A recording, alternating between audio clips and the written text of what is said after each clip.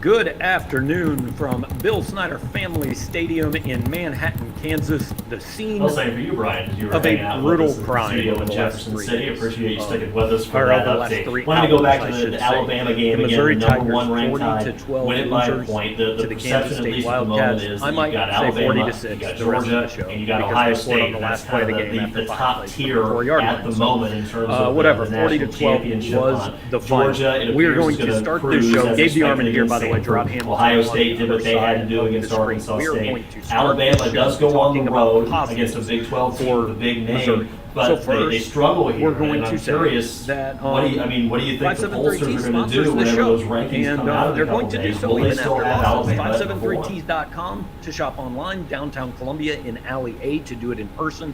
They can do custom orders as little as one shirt if you want a shirt made. But what they really like is to do your bulk orders. If you've got a bunch of T-shirts, get in touch with those guys. They can do it. They've made a bunch of stuff for me, and great customer service, great company. 573tees.com. They're going to present the post-game show for you guys all year long, win or lose. The other positive, Harrison Mevis plays for Missouri. Jarod, you got anything else? I second that. So well done, thicker kicker. Harrison Mevis, 2 field goals, relatively long ones, and that was good. That was it, man. I mean, Jarod, I don't know. Our job is to find words, right? We're going to find some words to describe what a beating this was, but I don't think they will do them justice. Other than Brady Cook with a couple of decent runs on the opening possession, Missouri legitimately did nothing well today. The defense, yeah, they showed some heart, but I mean, let's be honest. Those first 2 K-State drives weren't very pretty, and it was 14-3. The offense was an absolute train wreck in the special teams.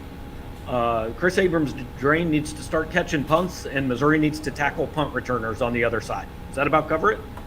That's about it. Yeah, there was nothing. I mean, besides Mevis to hang your hat on if you're a Missouri Tiger or a Tigers fan. Just from and Drinkwitz admitted to this in the press conference.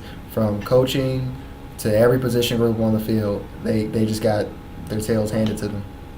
Yeah, and I mean, the simple fact of the matter is, we talked a lot in this offseason. Hey, 6-6, like, you can live with that, but it's about how they play too. Like, we need to see progress, and the number one thing we need to see is no more Tennessees from last year. No more. This game is over, and this team He never didn't looks compete. happy. And Whatever. this game was over All right, early. Brian, and thanks a this lot for team your did time. not Appreciate you, compete man. We'll today. talk to you again next week. Yeah, exactly what you said. They've got a progress was Absolutely. getting to 7-5 and not having any more Tennessee type blowouts. Not having any more Texas A&M type blowouts where it was decided. And even though it was 14-3, when it went into the rain delay, it was still you kind of felt like, man, they need a spark or something, but you knew it kind of felt far away from getting that spark. So it felt like by that rain delay with 7:44 left in the second quarter that this game was still largely over already. Conference rivals in 11 seasons. The I mean, look, Wildcats we've got to moved start with the to offense, right? 2-0. The Deuce offense Vaughn, was 24 carries, it was 145 yards, and 2 touchdowns. Mizzou manages easy just target, and let's just 222 start yards here, of because total Toski offense Dove today. alluded to it in the post-game press conference. He said they weren't aggressive early and didn't take a lot of shots downfield and all that. And I want to be clear, Toski was in a tough position. I don't think he was calling out his coach, anything like that. Coming up next Saturday, so we'll be with you once again with the Arrival Live Factor Tailgate coming up at 9 a.m. I'm not going to try to convince anybody that Eli Drinkwitz called Again, a good game 40-12, today. Kansas State But over Mizzou today in Manhattan. when We you appreciate can't you run, listening. Have and a you great can't rest pass, of your weekend. and This you has been the can't Wrap-Up block, Show on the Central Bank Tiger what would have Network from worked? Learfield. And I think the last one's the biggest thing. To me, the biggest issue here is the offensive Appreciate you, line. Shelley. Agree? See you Monday. Bye. The offensive line is it's horrendous. We just call it like I see it. I mean, they couldn't. You can't get the run game started. They can't go north and south. So there's no holes to run through. They alluded to that last week that the running backs were doing most of the leg work to get those 330 yards. They can't go east and west because it just seems like they don't have the guys to be fast enough to do that, on top of not having any blocking. So you can't set up the run game, you can't set up the pass game, so you can't set up play action, you can't set up nothing. So it just kind of stacks its way up. And look, this is the danger like people got legitimately mad last week when everybody was saying, I don't know if we learned anything because I think Louisiana Tech might be bad. And people said, well, maybe Missouri's just really good. Maybe. I think today shows, no, Louisiana Tech was pretty bad because, like, look, we said it coming off last week. That offensive line, I got questions about it. I know they ran for 320 yards, but that masked some things. It wasn't even Felix today. Felix, I don't think, like, he played a lot. I mean, as somebody else in the press box said, Connor Wood is going to have nightmares about the Kansas State nose tackle. Xavier Delgado got hurt at some point, came back in but couldn't go. I mean, I feel like right now, Missouri, there's 5 positions on the offensive line, and Missouri has a replacement level SEC player or better. I think at one of them. Is that too harsh? No. That, and for y'all don't know, is Javon Foster, and the sack he gave up, the sack that Felix got was on Foster. I think that hit that Brady where he looked like he hurt his shoulder the end of the half. I think that was coming from the left side. I want to say I got to look it back, but I feel like it was coming from the left side. It could have been, but he was getting banged up. The pocket was collapsing, and we was in that article I posted about Felix. That I was thinking that Missouri was going to feel more confident when he was lined up over Foster. I didn't really see him too much over Zeke Powell, but it didn't matter. He didn't need to. And then the same thing, how you said Felix didn't seem like he wrecked the game. Same thing with Deuce Vaughn. He had 145 yards rushing, I believe, and a couple touchdowns, and it seemed comfortable. It didn't seem like he had to work or earn it or that they lost to him. He just got it as the game went along when he wanted to get it, it felt like. And I should say, we got a couple hundred people on here. Really appreciate it. Well, I see your comments and your questions building up, and we are going to get to that. But we always like to just kind of start with just a little unfiltered, hey, let's talk about the game. Okay, so we've talked about play calling. We've talked about the line. Now let's talk about quarterback. So before we really get into it, here's what Eli Drinkwitz said after the game. He said he put Jack Abraham in because he felt like Brady Cook was getting beat up, taking some hits, and he wanted to see if maybe Jack Abraham saw something a little bit different. Jack Abraham threw 2 interceptions on 2 passes. They put Cook back in because obviously, Drinkwitz said tough position to put Jack in, but he also didn't play well. So they went back to Cook. He said Brady Cook is our starting quarterback. He was asked if he considered putting Sam Horn in the game. He said no. Jarod, just instant reaction to that.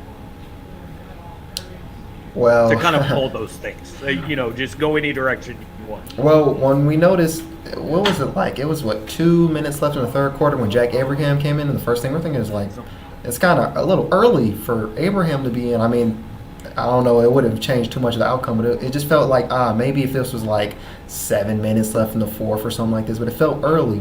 But then, so we're thinking, is this possibly a QB controversy if he plays well? It took Jack Abraham, 2 passes, 2 drives, to kind of nullify all of that.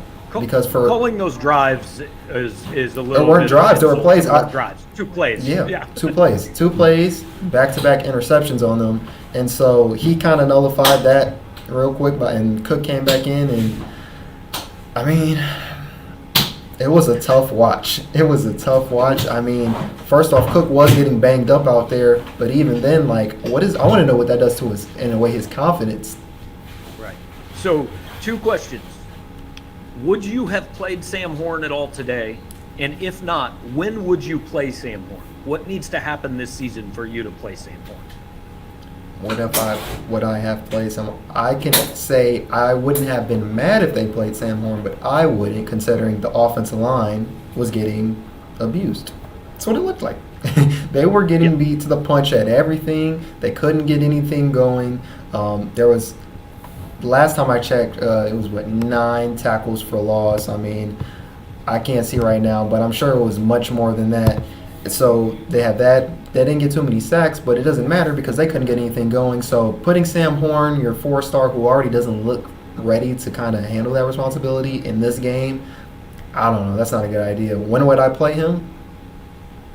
I mean, he should get some time next week versus Abilene Christian, and then. I don't know. I can't really see past then. I gotta see what Cook and Abraham do. Yeah. Yeah. So I would have played Sam Horn today. I understand all the reasons for not doing it. If you put him out there, you could have set him back, wrecked his confidence, all that. I would definitely play him next week. I would hope that you were in the position to give Sam Horn the entire second half. And you know what? Is that creating quarterback controversy? If he comes out and plays well, it might. Too bad. This team needs a quarterback controversy, maybe. And I want to be clear. I don't want to turn this into Bash Brady cookout, because there were a lot of problems on this team. Nobody was good today, at least not offensively. Brady Cook is part of that. He was not all of that.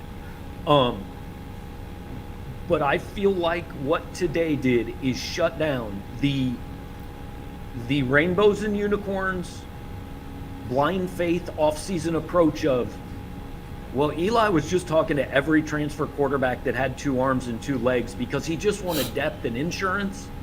No, that's gone. Today is why he was. He started this game, and he did it all last week, and he started this game calling plays like he didn't believe in his quarterback. He did. And then his quarterbacks kind of showed you why maybe he didn't believe in him. Yep. And look, they clearly went looking for a starting quarterback, and they didn't find one. So that leads back to the Sam Horn discussion. I have said this since the summer. If Missouri starts 2-4, because nothing about today tells me they win at Auburn. Nothing about today tells me they win at Florida. So if they are 2-4, Game 7, I go to Sam Horn. And the reason I do it is because it is his job to put asses in seats and make people care about this program. And maybe if that kid is good, you can sell progress and hope for the future. I didn't see any progress today, and I'm be honest, I didn't see very much that makes me feel good about the immediate future. I seen a bit of regression. I mean, after last week's win, there was talk of, well, if they beat K-State, then instead of talking about can they get to 500, is 8-4 a possibility? Can they win a couple swing games here and there? Can they, if they beat K-State, then they're probably going to definitely beat Abilene Christian, and they probably have a good chance to beat Auburn. You're probably riding high. You probably, that's maybe more of a winnable game with the confidence you got. But even if not, you're 3-1 and you feel good. Right. I mean, 3-1 going into, was that Georgia in Week 5? Yeah. So, but yeah, having a good winning record over a team that, in the Big 12, I guess, in a way matches up. Like, how he's talking about this is kind of facing someone who is about your size instead of beating up on La Tech. But there is regression because at this point, now we're back at square one, which is I guess below step one, because we were trying to get to 7-5. That's what the consensus was from people, that can they get to 7-5. Now it's 6-6 again. That in my opinion, it's 6-6 to 7-5 more so than it's 7-5. That's the, I don't know. This team did not show like 7-5 is the minimum. Nothing about today showed me. I mean, look, and I say this all the time. Things can change, right? I mean, they could come out in 2 weeks and be a completely different team. I mean, Texas pushed Alabama today. They may lose next week. Notre Dame just lost to Marshall a game after pushing Ohio State in the horseshoe. So things change week to week. So I am not writing off the season. But after this effort today, you can't make an argument that I can see this team at 7 wins. I mean, I don't know how it happens unless today is a complete aberration. And maybe it was. But man, this was the game that everybody put, what we said all along, and it wasn't just us, everybody said all offseason. You got 2 road games at K-State and Auburn. We need 2 things. We need 1 win, and we can't have any blowouts. This was a demolition. I mean, Jarod, if the defense doesn't hold K-State to 6 points on 3 possessions that started inside the line, I mean, inside the 50-yard line, K-State hangs 50 on Missouri. 60. That's 60. That's 61 because what is it, 40-12? And I remember. Points. Oh yeah. Okay, yeah. So yeah. 58. That's just as bad. And like, I feel like the only way to offset this is now they'd have to beat Abilene Christian. No, next week. I don't want to hear anybody say after next week they learned anything or anything is better or it got fixed. Next week does not count. No, I was just going to say they would have to beat Abilene Christian. That's more important now than we were thinking. And you can't overlook nobody because they'll have it. But this whole week, everybody, K-State, they were looking at this as a rivalry game. They were taking this serious. They were, people saying they're trying to test out what they've got. Like this is their litmus test. In a way, they kind of feel like they didn't get it because they got anything they wanted. So now so Missouri has to go to Abilene, or has to beat Abilene Christian at home. Then I would think they need to blow out Auburn, or at least win, even if they win by 10, a convincing 10 where it doesn't look close, for this to kind of in some way be offset. Hey, let's start with baby steps. Let's show up at Auburn. I mean, like, I don't mean to be flippant, but seriously, just show up. Give yourself a shot. This was every bit as bad to me as Tennessee last year. And I do not want to take away any of the flowers from Kansas State. Kansas State played a solid game. But we were sitting next to some K-State writers. Kansas State didn't really play that well in the second half. The only reason this wasn't 58-6 was that Kansas State kind of bumbled around and let Missouri hang within 20 for a lot of the second half. I don't know if there's enough negativity to go around after this. And I don't want to wreck my post-game column, but, man, this is year 3 in the game you pointed to all year. This can't happen. It can't happen. And they have to fix it, and fix it fast. I mean, the 13 days. Yeah.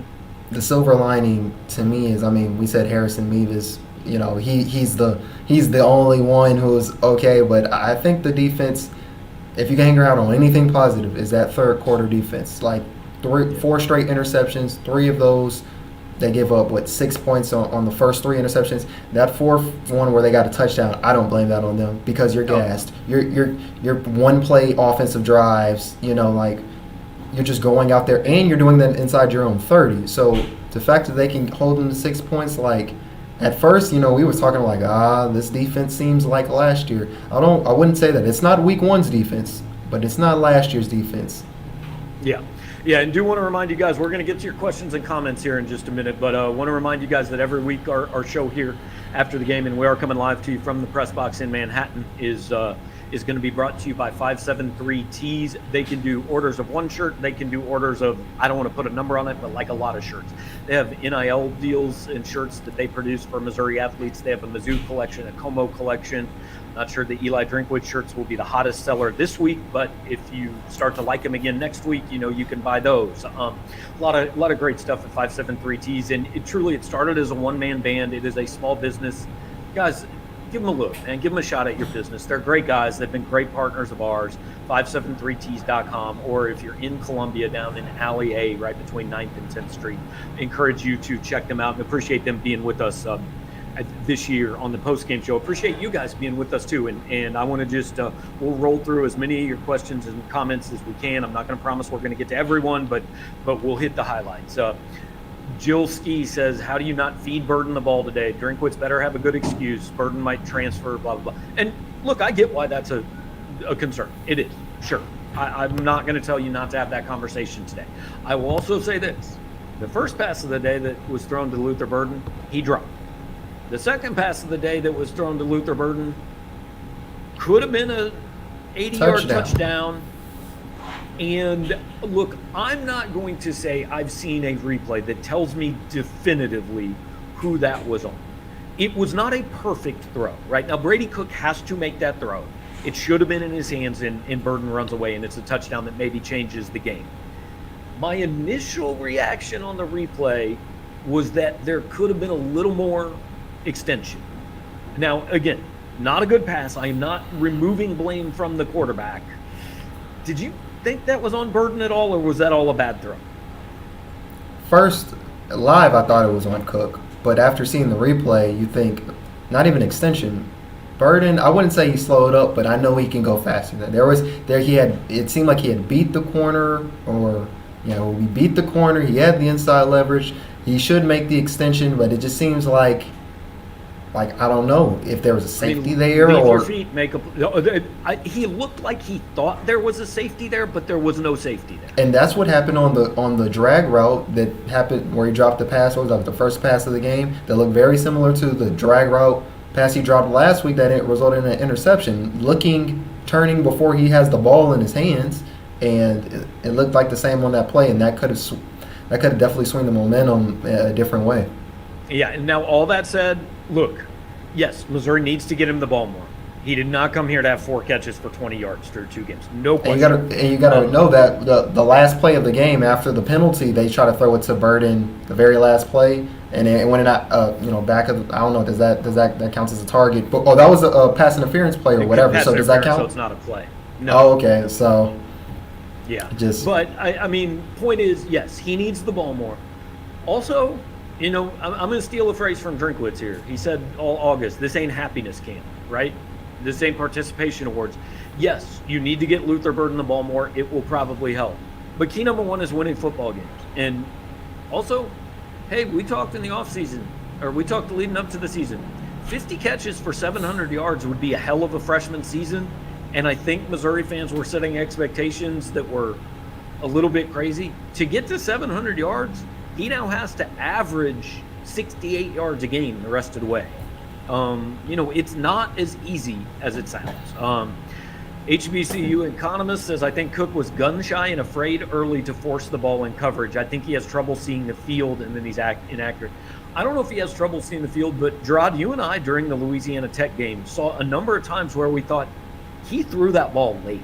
Like he had a guy, and sometimes they still ended up being completed, but we were saying during that game, against a Power 5 defense, you're going to be too late there. There was one play in particular where they were down around the 25-yard line. I think it was on Mevis' second field goal where he had Dominic Lovett, and he waited about a second and a half to throw the ball, and then he didn't have Dominic Lovett anymore.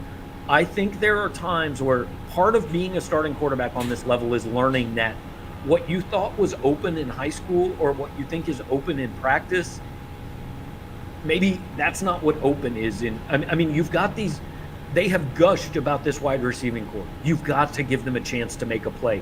Even if you don't think they're fully open, you've got to give them a shot. He's gun shy and afraid to force the ball. I mean, there were some inaccuracies. I mean, we say he's an accurate quarterback. His thing has never been the deep ball. You keep it from 0 to 20 yards, he's good at it. Not only on the Lovett play, but he had Toski Dove. He threw it behind him on a jump ball. He probably would have had, because he had 4 or 5 inches on the defensive back on one play that could have been a touchdown. On that interception he threw, where the corner kind of jumped up and got it. It looked like at first the wide receiver had the man beat. No, the corner kind of let him into it and then easily kind of baited the pass. Like, it's either that or that first play of the second half where he overthrows Burden. I mean, it's either too much, too little, behind someone, he's waiting. I mean, there's a bunch of things, or in instances where he sees someone, hesitates, and then holds the ball, and then now he's running for 2 yards and taking hits as if he's a running back. He's not even sliding also. I've noticed that he doesn't slide. He just kind of dives forward, and it's good that he's an athlete and he's willing to take those hits and make these runs, but can't be doing that. This is really what it comes down to. Robert Trader says, I want to know how we were this unprepared. Was it because the coaching staff doesn't know how to attack a 3-3-5? Look, I'm not going to give him the out of saying it was on the scheme. I don't know what scheme this performance would have worked against. Missouri's offensive line got whipped, but the preparation is the bigger thing to me. Jarod, they called a timeout after back-to-back TV timeouts. That had delay a game on a punt. They had a face mask that extended a drive. This was a poorly coached and poorly prepared football team today. That does not mean Drinkwitz is an idiot and is a bad coach. He was a bad coach today. I think it's more so today. Today it looked like they didn't have enough. What is it? They didn't have enough Jimmies. They had a lot of Joes or whatever it is. They just had a lot of Jags, just the guys. It seemed like out there today. And when you think about it, how you kind of mentioned of the timeouts and stuff like that, when they came out of the delay. First play, QB draw for 7 yards on 3rd and 13. Next play, punt return for a touchdown. It's just things like that just added up and added up. So you said something about the Jimmies and the Joes, and we had this conversation during the game. And my reaction to that is, whose fault is that? It's year 3. He brought in 25 guys in the transfer portal in 2 years. Heck, he brought in a dude in the transfer portal a week and a half ago who was dressed and on the sidelines today. If they don't have enough talent to compete with a team that was picked 5th in the Big 12, then Rivals was desperately wrong on his recruiting rankings, and Eli Drinkwitz was desperately off on his evaluations. I mean, I can't buy that. They're not there talent-wise, but they're not 40-6 to Kansas State talent-wise. That's fair, right? Yeah, I mean, I think if they play this game again, I don't know if it's this bad. I don't mean when I say when I say it's Jags, that I just felt like today in this particular game, I think they play somebody else or it's a different day. You know, they have a different outcome. They could play better and stuff like that. But today, it just looked like at every level, every position, even including coaches, that they were just outmatched, it felt like. Yeah. A. Rich wants to know, did we make a mistake in passing on Blake Anderson? Look, I want to be clear about two things. I'm going to be very harsh in judging Eli Drinkwitz today, and I'm not going to fire him today. And I'm not going to fire him at the end of this season. They go 2-10, and they should bring Eli Drinkwitz back next year. And next year going to be real big if there's very much more of today. There's no question. Okay, let's see. I bet P. Richard says, I bet K-State has a better post-game show than MU does. They were better at everything. So we're going to do our best, but I don't know. Maybe there's a K-State post-game show out there. Colby Schneider says, does Marcus Johnson's seat get hot soon? The O-line looks terrible. I mean, Larry Borum was an NFL tackle, and he came here as a 2-star. Javon Foster is probably going to be an NFL tackle, and he came here as a 2-star. That is where it's the Jimmies and the Joes to me, Jarod. We were at Logan Reichert's commitment on Thursday night, right? He's a 4-star top 100 player.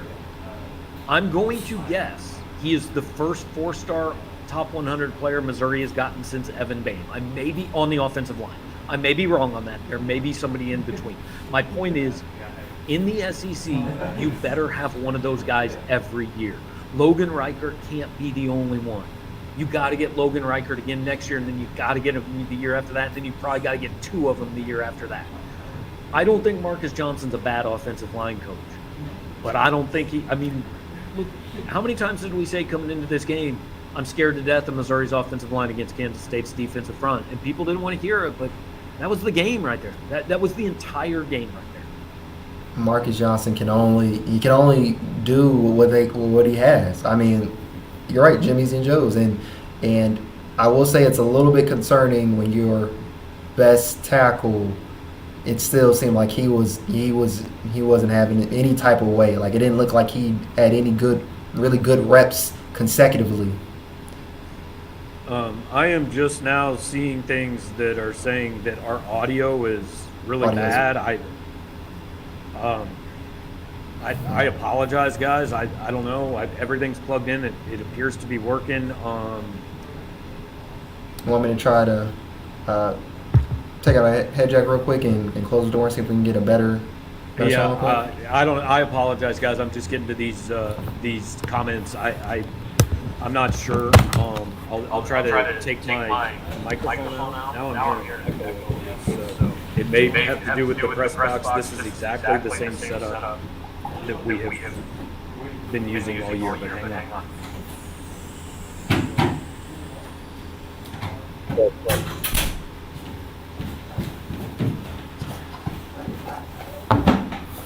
Is that better? Okay.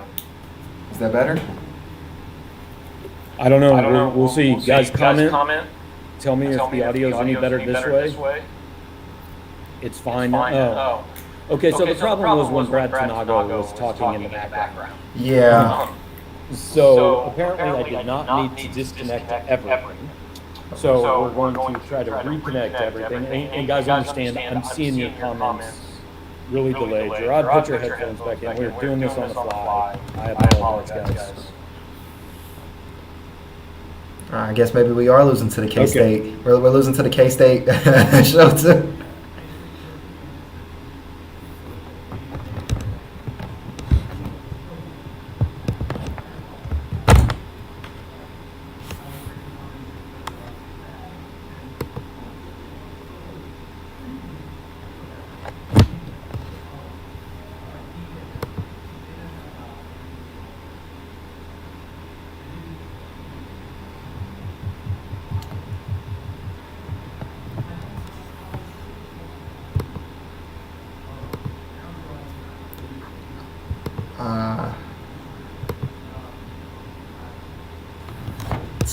It's a bad day right now.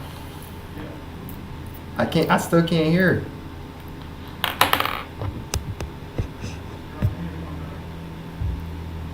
So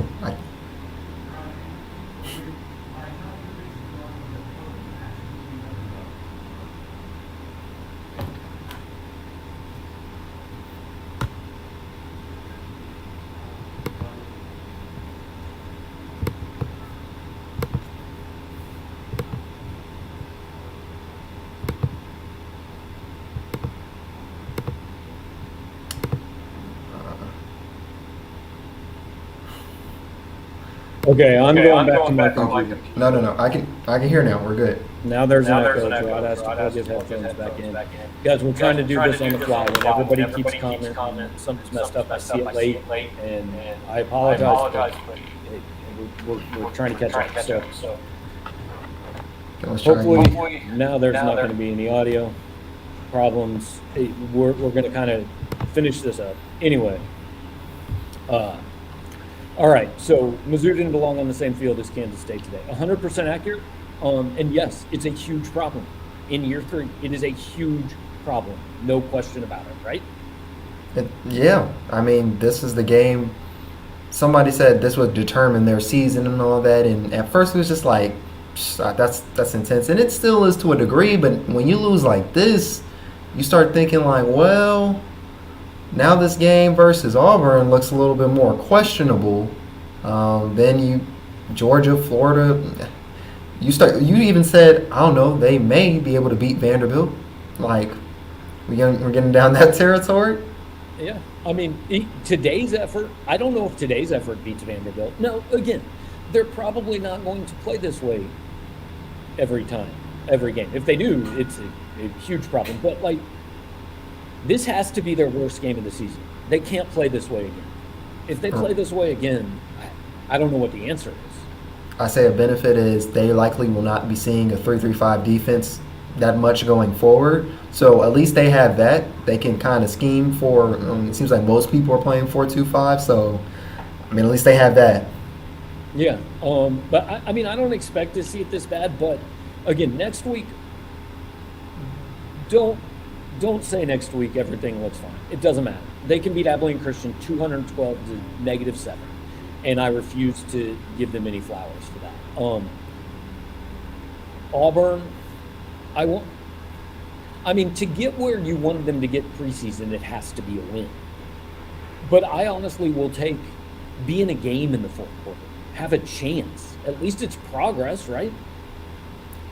It is progress. I mean, it's not great, but it's something. It's progressing towards 6-6 with needing a different swing game, because when we were going and making predictions about 6-6, 7-5, Kansas State or Auburn were one of those wins. So if that's the case and you lose Auburn, 6-6 to me is starting to become more like, the ceiling, more so than the floor. Yeah. Okay, so I want to go through this by S sheets. Wide receiver is good. Wide receiver position good enough? Do we know that? We don't know that. That's partially on Brady Cook and the quarterback play, because we don't know what they can do. But I also did not see wide receivers making a ton of separation.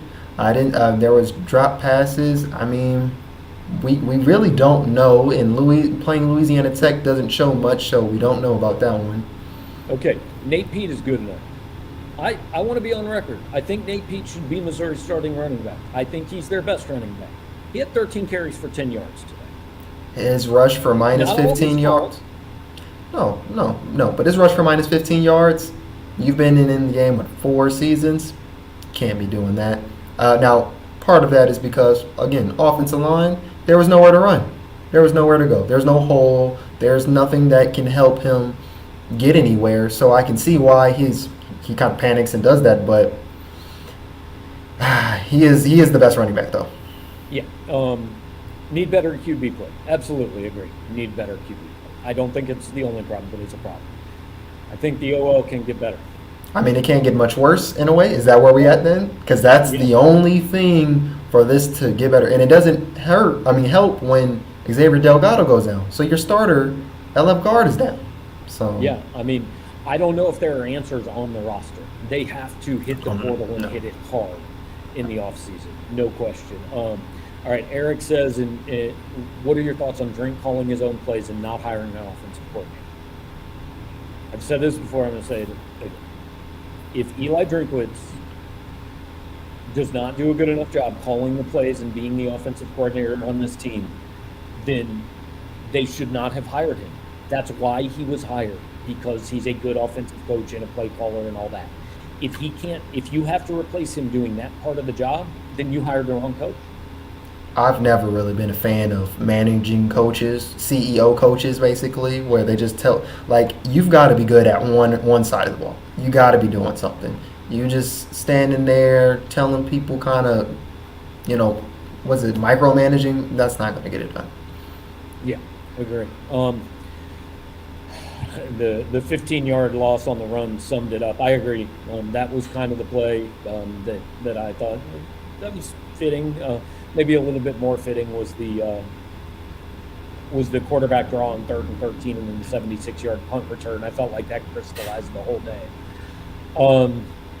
I don't know, man. Just the theme of the day was clearly they had been told to say one loss won't define our season. How we respond to it will. I literally think we heard that 10 times. We talked to Toski Dove and Chad Daly after the game. We might throw a few quotes in stories, but I'll be honest, guys, there wasn't a lot said. I don't know what you say after this game. Just kind of closing thoughts, though. I mean, where does this team go from here? Because again, they got 14 days to get it right. Where do they go from here? They need to look what's right in front of them. You can't afford to overlook or do any of that. You need to take it day by day, practice by practice, game by game. And now I'm not going to, for me, it doesn't mean much for them, but for me, I'm going to be grading harder next week. So you say you don't care if they win 212 to -7? If it's 59 to 14, why is there 14 points? Like, well, La Tech, the two touchdown passes and things like that, like, you really got to clean it up because conference play is right around the corner. Okay, so let's wrap it up with this. Let's end at the end. DK1979 says, it was Matt Anderson says, what are your thoughts on the timeout at the end of the game? Jarod and I talked about this while it was going on. We had differing opinions. So, Jarod, I'll let you go first. You haven't been inside maybe the 20 all day. I mean, you're going to get booed regardless because you're Missouri. You're going to get booed regardless. You're not going to get a chance. You need to have something on film. Something. And if they're going to give you a PI or whatever it was to end the game, you got an extra one and you get the timeout or whatever, I mean, go for it. I mean, what do you have to lose? And also, I think they were saying something in press box like Kansas State, they win 40-6. That means they haven't given a touchdown up all season. I mean, take that. I mean, you literally have nothing else to be like, this is great. So, I mean, I get why he did it. I didn't like it. I wish they wouldn't have done it. They had 3 plays to punch it in from the 3, and they couldn't do it. Just go back home. I get why he did it. He's trying to give his team something to feel good about. After the pass on 4th down that resulted in another untimed down, you've now had 4 plays from the 3-yard line, and you still couldn't get in. I would have liked to see the quarterback just take a knee. I know he's not going to do it when his coach calls a play. I get it. A couple people posted on our board the handshake looked a little bit frosty. Hey, I probably would have blown by if I was Chris Kleiman too, because I get why Drinkwitz did it. I wish he wouldn't have done. I wish they would have just kind of gone on and taken the 40-6 loss and moved on. But it's not the story of the game. It's not that big a deal. I'm not going to throw a fit about it. I'm going to say enough mean things in my post-game column. I don't think I need to go in on that one. So yeah, that's where we're at. And Jarod is going to get to writing, and I'm going to get to writing.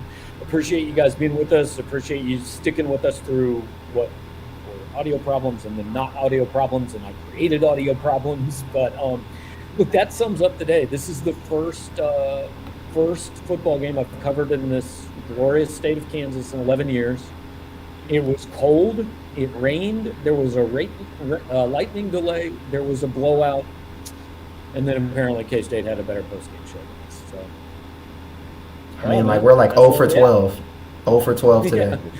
Yeah. It was a rough day if you are any way associated with Missouri football. So I just on the way out kind of want to remind you guys of a few things. First of all, if you're here, like the channel, subscribe to the channel, all that. If you're listening on the podcast, Hopefully you stuck with us through the other post-game radio show going on in the room where Jarod was, and give us a good rating on the podcast, all that. The post-game show is always a little bit of an adventure. We're always doing it somewhere. But most importantly, support our sponsors. That for this show every week this year is 573Tees and 573tees.com. They can do single orders. They can do bulk orders. They can do medium orders. Basically, any number of shirts you need, they can print it.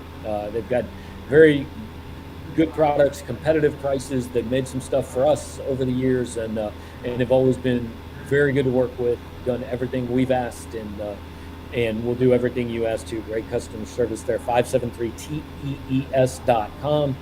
Go there and hey, like Brady Cook, like Eli Drinkwitz, like everybody associated with Missouri, try better next time. Thanks for watching. We will be better next